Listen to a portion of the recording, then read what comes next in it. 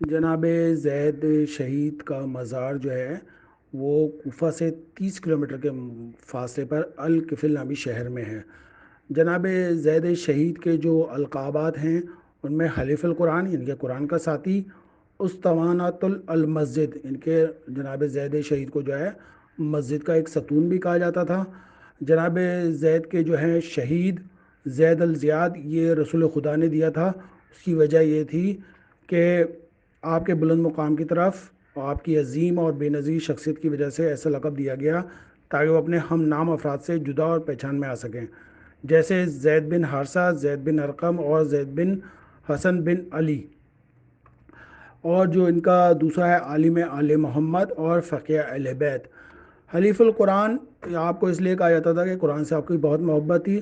جناب زید کے بارے میں حضرت امام ابو حنیفہ نے ایک فتویٰ دیا تھا کہ رسول اللہ کی بدر میں تشریف آوری کے برابر جناب زید کے ساتھ شامل ہونے میں اس وقت بنو امیہ کی حکومت کے خلاف حضرت زید کا اٹھ کھڑا ہونا اور حکومت کو الٹ دینے کی کوشش کرنا ایمان اور اسلام کے لیے ضروری ہے کہ اس وقت کفار کے بجائے وہ لوگ ہیں جو آپ کو مسلمان کہتے ہیں۔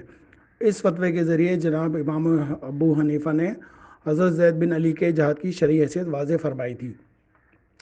جناب جناب زید نے جو قیام کیا وہ یزید کے بعد شام بن عبد الملک نے آل محمد پر جو ظلم کیا تو حضرت زید نے قیام کا اعلان کیا۔ حضرت زید شہید نے جب قیام کرنا چاہا تو کوفہ میں آپ کے شاگردوں نے عرض کیا کہ کوفہ میں آپ کے دادا کے نام لیوا بھی ہزاروں تھے، لیکن قیام کے وقت ان کی تعداد کم ہو گئی۔ اس کی وجہ یہ تھی کہ آپ کے ساتھ قیام کرنے والوں نے آپ سے شقین سے بیزاری کا مطالبہ کیا، لیکن آپ نے خاموشی اختیار کی، یوں آپ کا لشکر جو ہے وہ کم ہو گیا تھا۔ آپ کا قیام جو ہے وہ جلدی اس لیے ہوا کہ آپ کے دو باوفا ساتھیوں کی شہادت کی وجہ سے مقررہ وقت سے پہلے اعلان جہاد کر دیا تھا۔ کوفہ کے گورنر یوسف بن عمر کے لشکر کے ساتھ آپ کا جو ہے وہ حملہ ہوا جس میں آپ کو فتح ہوئی۔ یوسف بن عمر نے شکست کھانے کے بعد تیر اندازوں کے بڑے لشکر کے ذریعے حضرت زید کے ہمراہیوں پر رات کے وقت تیر کی بارشیں کر دی تھیں، جس سے ایک تیر جناب زید کو لگا جس سے آپ درجہ شہادت پر فائز ہوئے، اور آپ کے ساتھیوں نے آپ کے لاشوں کو ایک جگہ پر پوشیدہ طور پر دفن کر دیا تھا، لیکن دشمنوں نے تلاش کر لیا اور ان کی لاش کو قبر سے نکالا اور سر اقدس کو جدا کیا اور شام کے پاس سر کو بطور تحفہ ہدیہ بھیجا، جبکہ لاش کو کوفہ میں سولی پر لٹکا دیا جو 3 یا 4 برس سولی پر رہی۔ یہ مظالم کا سلسلہ جاری رہا یہاں تک کہ آپ کی لاش یا تر کو نظر آتش کر دیا گیا۔ جناب زید شہید کے جو ایک بیٹے ہیں جناب عیسیٰ بن زید کی جو کنیت ہے ابو یحییٰ اور لقب ہے معتمل الاشبال۔ یہ لقب اس سے اس طرح سے ملا ہے کہ ایک دفعہ ایک شیر نے جس کے بچے تھے لوگوں کا راستہ روک رکھا تھا، اس کو عیسیٰ نے قتل کر دیا تھا، اس وقت سے لقب معتم الاشبال ہو گیا تھا۔ یہ مرد جلیل القدر صاحب تھے اور علم اور ورع اور تقوی میں کا زاہد تھا۔ سفیان ثوری کو ان سے بڑی عقیدت تھی اور وہ ان کی بڑی تعظیم اور احترام کرتا تھا۔ عیسیٰ جو تھے وہ محمد ابراہیم کے فرزند جو عبداللہ بن حسن کے واقعے میں حاضر تھے، کیونکہ اس کے بعد جو ہے جناب وہ دونوں مارے گئے تھے اور عیسیٰ لوگوں سے الگ تھلگ رہنے لگے تھے، اور کوفہ میں علی بن صالح بن حی کے گھر میں چھپے گئے اور اپنا قصب لوگوں سے پوشیدہ رکھا یہاں تک کہ آپ کا جو ہے انتقال ہو گیا۔ لیکن جب عیسیٰ چھپے ہوئے تھے تو یحییٰ بن حسین بن زید اور محمد بن زید نے اپنے والد سے کہا کہ میں چاہتا ہوں کہ مجھے میرے چچا کے متعلق بتاؤ کہ وہ کہاں ہیں تاکہ میں ان سے ملاقات کروں۔ اس قسم کا چچا جو میرا موجود ہے میں اسے دیکھ بھی سکوں۔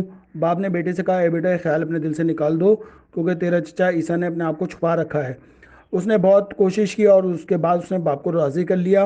حسین نے کہا اے بیٹا اگر تو چاہتا ہے کہ اپنے چچا سے ملاقات کرے تو مدینے سے کوفے کا سفر کر، جب کوفے پہنچے تو محلہ حی پوچھ، جب اس کا پتہ چل جائے تو فلاں گلی میں جانا اور اس گلی کی صفت بیان کی۔ سفر کر جب کوفہ پہنچے تو اس قسم کا ایک گھر وہ تیرے چچا کا گھر ہے، لیکن تو گھر کے دروازے پر نہ بیٹھنا بلکہ گلی کے اگلے حصے میں مغرب تک بیٹھ جانا۔ اس وقت تجھے ایک شخص بلند قامت اور اڈیر عمر جو خوبصورت ہوگا اور سجدے کے نشان اس کی پیشانی پر نمایاں ہوں گے، اور اس نے پشم کا جبہ پہن رکھا ہوگا اور اونٹ کو آگے آگے چلا رہا ہوگا، اور وہ سقائی یعنی کہ ماشی کا کام سے واپس لوٹے گا اور قدم بہ قدم خدا کا ذکر کرتا ہوگا، آنسو اس کی آنکھوں سے جاری ہوں گے۔ وہی شخص تیرا چچا عیسیٰ ہے۔ جب تو اس کو دیکھے تو اس کو سلام کرنا اور اس کے گلے میں بائیں ڈال دینا۔ ابتدا میں تو تیرا چچا تجھ سے وحشت ہوگی، تو اسے اپنی شناسائی کرانا تاکہ اس کے دل کو سکون اختیار کرے۔ یحییٰ نے کہا کہ جو آپ نے فرمایا ہے میں اس کی اطاعت کروں گا۔ سفر کی تیاری کی اور باپ سے رخصت ہو کر کوفہ کی طرف روانہ ہوا۔ جب کوفہ میں پہنچے تو وہیں قیام کیا، پھر اپنے چچا کے انتظار میں بیٹھا یہاں تک کہ غروب آفتاب ہوا۔ اچانک اس نے ایک شخص کو دیکھا جس کے آگے آگے اونٹ ہے اور وہی اوصاف ہیں جو اس کے باپ نے بتائے تھے۔ یحییٰ اٹھا اور ان کو سلام کر کے ان سے لپٹ گیا۔ یحییٰ کہتا ہے جب میں نے ان سے ایسا کیا تو جس طرح وحشی جانور کسی انسان سے وحشت کرتا ہے اسی طرح سے مجھ سے وحشت ہوئی۔ میں نے کہا چچا میں یحییٰ بن حسین بن زید ہوں، آپ کو بھتیجا ہوں۔ جب انہوں نے مجھ سے سنا تو مجھے سینے سے لگایا اور اتنا روئے کہ ان کی حالت منقلب ہو گئی۔ اپنے حالات میرے سامنے بیان کیے اور کہا اے بیٹا اگر میرے حالات پوچھتے ہو تو میں اپنا نسب اور حالات لوگوں سے چھپا رکھا ہے اور یہ اونٹ کرائے پر لیا ہے اور اس پر روزانہ سقائی کرتا ہوں اور پانی بھر کے لوگوں کے گھروں میں لے جاتا ہوں۔ جو کچھ ملتا ہے اس میں سے اونٹ کا کرایہ ادا کرتا ہوں، باقی اپنے اخراجات میں صرف کرتا ہوں۔ اگر کسی دن کوئی معنی پیدا ہو جائے کہ جس کی وجہ سے میں پانی بھرنے کے لیے نہ جا سکوں تو اس دن میرے پاس کھانے کو کچھ نہیں ہوتا۔ مجبوراً کوفہ سے نکل کر صحرا میں جاتا ہوں اور بیکار سبزیوں کو یعنی کاہو کے پتے، کھیرے کے چھلکے اور اس قسم کی چیزیں جنہیں لوگ دور پھینکتے ہیں جمع کر کے اپنی خوراک قرار دیتا ہوں، اور جب سے میں چھپا ہوں اسی مکان میں رہتا ہوں اور صاحب مکان مجھے نہیں پہچانتا۔ جب میں کچھ مدت اس گھر میں گزارا تو اس نے اپنی بیٹی سے مجھ سے بیاہ کر دیا۔ خداوند عالم نے اس سے ایک بیٹی عنایت فرمائی جو حد بلوغ کو پہنچی تو اس کی ماں نے مجھ سے کہا کہ لڑکی کو معاشی کے لڑکے سے بیاہ دو جو کہ ہمارا ہمسایہ ہے کیونکہ وہ اس کی خواستگاری کرتے ہیں۔ میں نے جواب نہ دیا۔ میری بیوی نے بہت اصرار کیا، میں اس کے جواب میں خاموش رہا اور مجھے یہ جرت نہ ہوئی کہ اسے اپنا نسب بتاؤں اور اس کو خبر دوں کہ میری بیٹی اولاد رسول ہے اور اس کا کفو اور ہمسر فلاں معاشی کا بیٹا نہیں۔ میری بیوی نے میرے فقر اور افلاس اور گمنامی کی وجہ سے خیال کیا کہ جو لقمہ اس کے تصور میں نہیں آ سکتا اس کے ہاتھ میں آ گیا ہے۔ اس نے اس سلسلے میں بہت مغالبہ کیا یہاں تک کہ میں تدبیر کار سے عاجز آ گیا اور خدا سے اس معاملے کی کفایت چاہی۔ خداوند عالم نے میری دعا قبول کی اور چند دن کے بعد میری بیٹی فوت ہو گئی اور میں نے اس کے غم سے نجات پائی۔ لیکن اے بیٹا ایک دکھ میرے دل میں ہے کہ میں گمان نہیں کرتا کسی کے دل میں اتنا دکھ درد ہو، اور وہ یہ کہ جب تک میری بیٹی زندہ رہی اسے اپنی معرفت نہ کرا سکا اور اسے یہ نہ کہہ سکا اے نور چشم تو اولاد پیغمبر ہے اور سید زادی ہے، نہ یہ کہ تو ایک مزدور کی بیٹی، اور وہ اپنی شان اور قدر پہچانے بغیر مر گئی۔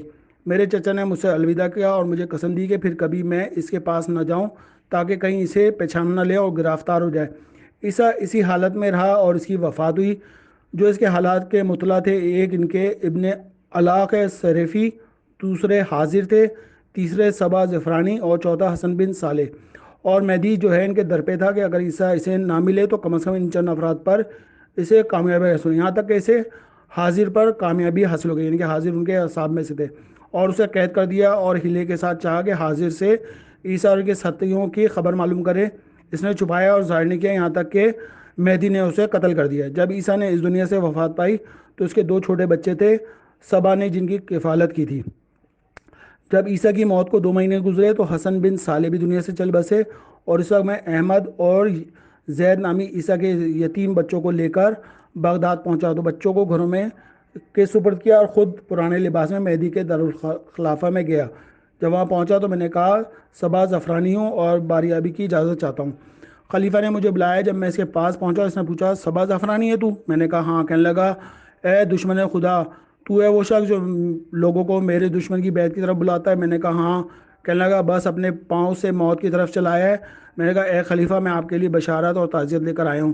کہنے لگا تیری بشارت اور تعزیت کون سی ہے؟ میں نے کہا بشارت تو عیسیٰ بن زید کی موت اور تعزیت بھی عیسیٰ کی موت ہے کیونکہ عیسیٰ آپ کا چچا زاد اور عزیز رشتہ دار ہے۔ جب مہدی نے یہ بات سنی تو سجدہ شکر بجلایا۔ اس کے بعد مجھے کیوں خبر دی تم نے؟ میں نے کہا حسن بن صالح ایسا نہیں کرنے دیتا تھا، اب اس کی بھی وفات ہوئی تو میں تیرے پاس آئی ہوں۔ مہدی نے جب حسن کی موت کی خبر سنی تو ایک اور سجدہ شکر بجلایا، کہنے لگا الحمدللہ کہ خدا نے اس کے شر کی مجھ سے کفایت کی کیونکہ وہ میرے سخت ترین دشمنوں میں سے تھا۔ بول تیری کیا حاجت ہے، میں پوری کروں گا۔ پھر انہوں نے جو ہے عیسیٰ اور اس کے بچوں کے حالات بیان کیے، اور جب مہدی نے عیسیٰ کے یتیموں کے حالات سنے تو بے اختیار رونے لگا اور اتنا رویا کہ اس کے آنسو گرنے لگے۔ اس نے کہا ان کو میرے پاس لے آؤ، میں ان کے لیے امان ہے، اور کہا وہ خدا کی بھی امان ہے، اور ان کا باپ جو تھا اگر وہ بھی میرے پاس آتا مجھ سے نہ جھگڑا کرتا تو میں اس سے بھی سروکار نہ رکھتا۔ چاہے جائے کہ یتیم بچے ہیں، اب جا اور انہیں میرے پاس لے آ، خدا تجھے جزائے خیر دے۔ عیسیٰ کے بچوں کو لے کر آیا مہدی کے پاس، اور انہیں دیکھ کر ان کی حالت پر اس وقت رکت ہوئی، انہوں نے سینے سے لگایا اور کنیز کو حکم دیا، اور جو زید جو ہیں وہ کسی بیماری میں جو ہیں وہ فوت ہو گئے تھے، اور احمد جو ہے رپوش ہو گئے تھے۔ امام زین العابدین علیہ السلام جب پیدا ہوئے تھے تو اس وقت ان کی والدہ کا انتقال ہو گیا تھا، اور ان کی جگہ جناب گیابان بانو جو کہ شہر بانو کی بہن تھی، وہ محمد بن ابی بکر کی زوجہ تھی۔ ابی بکر کو جو ہے وہ شہید کر دیا تھا، اور انہوں نے امام زین العابدین علیہ السلام کی جو ہے وہ ان کی دیکھ بھال کی، اور اس کے بعد انہوں نے کوئی شادی نہیں کی تھی۔ اللہم صلی علی محمد و علی محمد۔